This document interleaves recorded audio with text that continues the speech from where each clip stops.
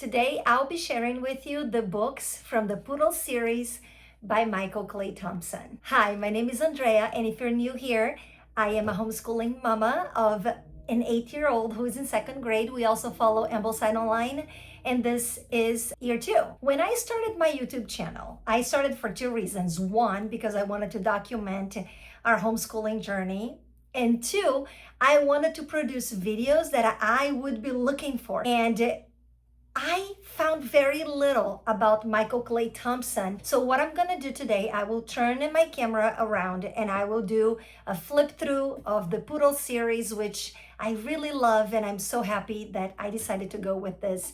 And as I mentioned in other videos, I'm a big fan of Michael Clay Thompson, and I will be continuing using his curriculum. I don't know for how long, but for right now, that's what I like. I like to stay consistent with what we're using, just to have a sense of completion too. I know that a lot of the curricula out there, they don't go together. So you start with something, it would be nice to continue into the next years because there is a connection. And especially Michael Clay Thompson, I keep hearing from other more seasoned moms that use the curriculum that there's a beautiful connection that goes from the earlier stages and the later stages. So without further ado, let's get to it. But before I turn my camera over, let me just ask you to please like this video. It really helps. It really supports my channel. Leave me a comment. Let me know if you had ever heard of Michael Clay Thompson. If you ended up here because you're looking for Michael Clay Thompson, subscribe to the channel and let's take a look at these books. This is the first book of this series, and it's called Poodle Knows What. So the books, they come if you wish to buy the homeschool package, which is what I have bought. It comes with the instructor manual and just the student workbook. So I will open the instructor manual just because I think it's more complete. So the book starts with table of contents, and you go through all parts of speech for this book. So they get very acquainted with all the parts of speech. The book is a book of stories. So there's this wonderful story about Poodle, which is this chicken, and his dog What, or his friend dog What. So the tells a beautiful story. It's wonderful, very literature based, and the author Michael Clay Thompson introduces the part of speech. Okay, so this starts the book starts here with the part of speech, noun, and I'm just gonna go over quickly because I'm not sure if there is any copyright issues here. All parts of speech will be introduced through a story, and there's some lists. Once in a while there are some lists. A lot of them are just in the story, and the book goes like that for all parts of speech. So I feel like I don't have to show you all of it, but you get the idea. Adverb. For the student book, I'll just show on top here because I'll go back to the instructor manual. It's the exact same thing. The only difference is that there are some explanations throughout the book.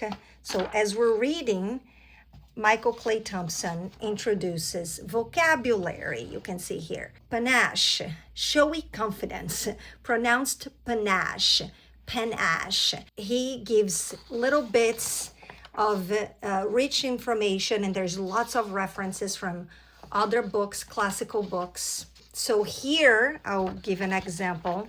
Each chapter or each act, because this is like a theater, they're in the theater. Let's see, page 67. Do I think the instructor manual is necessary? Absolutely, especially if you are not very good at grammar or you didn't go to school in the US, and you definitely need to learn all this stuff. This is how it goes. All the answers are on the instructor manual. This was the first book, and my daughter had to do all of this. She said sorry here. She wrote sorry.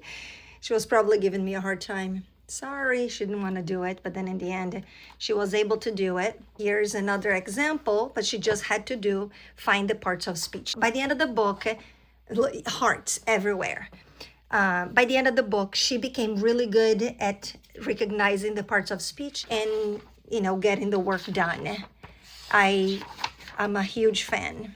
I'm a huge fan. You see hearts. There's another story here. I'm not sure what this was, but we had our ups and downs because she didn't want to do the work. And so in the beginning, we were doing 2 parts of speech a day. We would do all the reading, and then we would do Monday 2 sentences, Tuesday, Wednesday, Thursday, Friday. And this worked for a while. Then she didn't want to do it every day, so I ended up breaking it down in 2 days. So one day we would do the reading, and then we would do the 5 parts of speech. The next day we would read it again, and then we would do the 5 parts of speech. That was usually a Monday or Tuesday and a Thursday or Friday. 5 was too much for her, especially when she had to do the entire sentence. In the beginning, it was easier because it was just 1 part of speech, then 2 parts of speech. You get it. So there was a little bit of a learning curve when it came to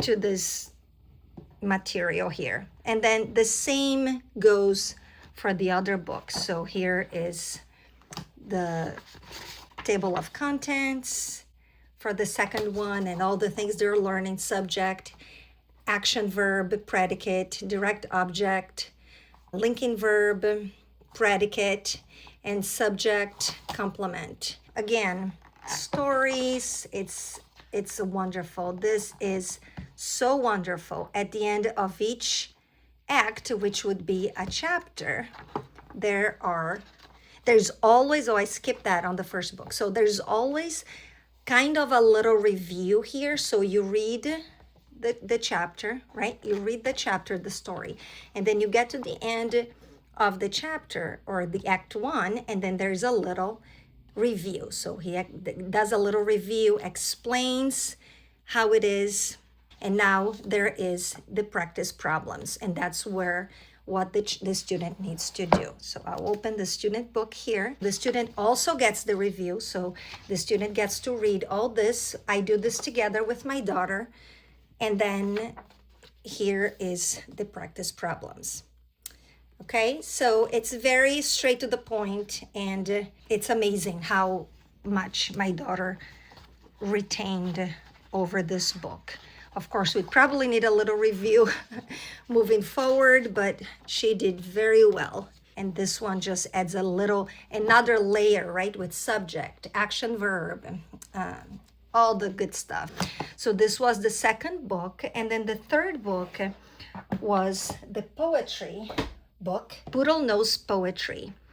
And again, more of the same. Here's the table of contents, and it's basically just a beautiful book of poetry, and there is lots of amazing teachings. It's wonderful. The author wrote, Poodle wiggled his toes. "Stop that," cried Poodle. "Please, do not wiggle my toes." "Maybe I fibbled them," wrote the author. "Stop it," said Poodle. "You're not funny. Stop it, and I will show you more alliteration." So he did.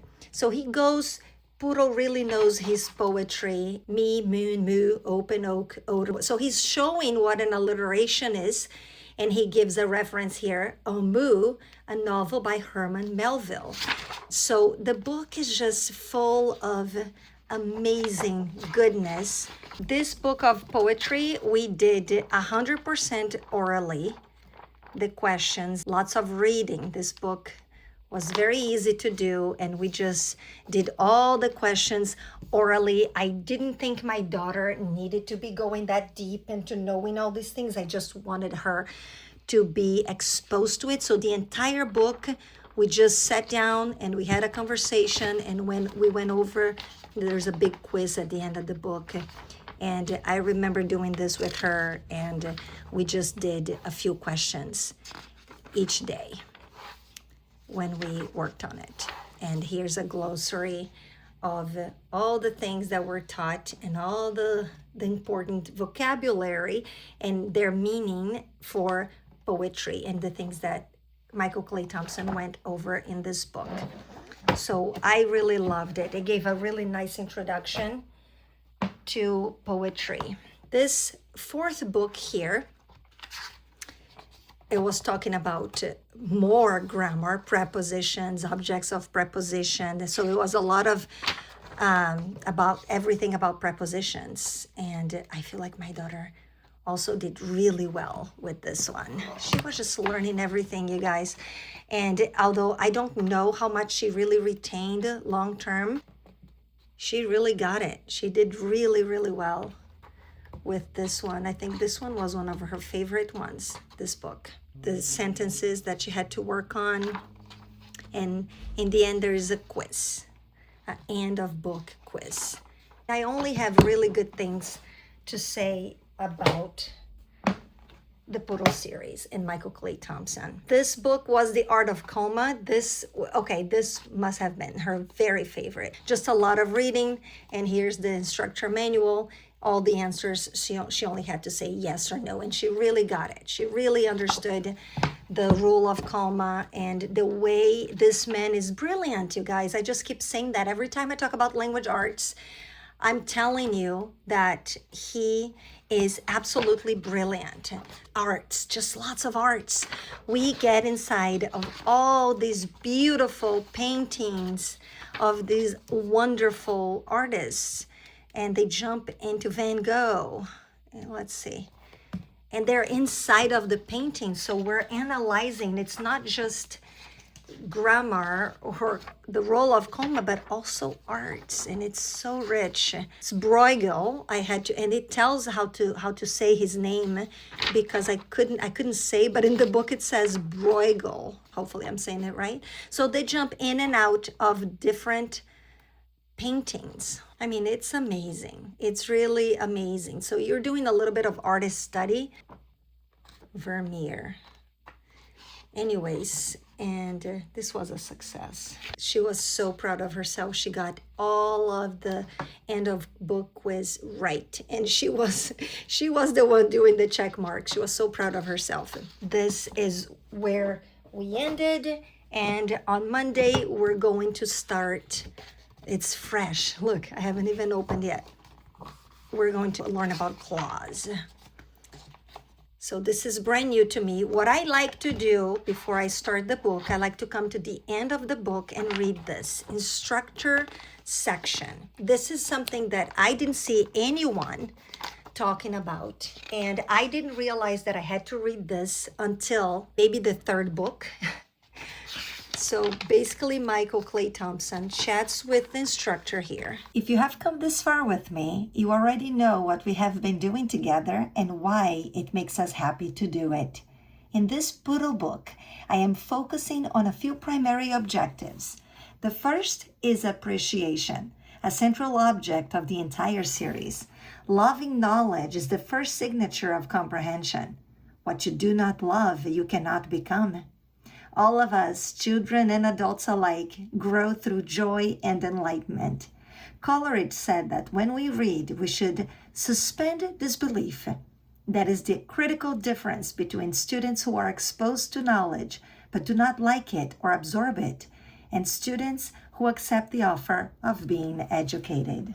I hope you enjoyed this video. Always remember to like the video, leave me a comment down below, subscribe to the channel if you haven't subscribed yet, and I will see you next time. Ciao, ciao.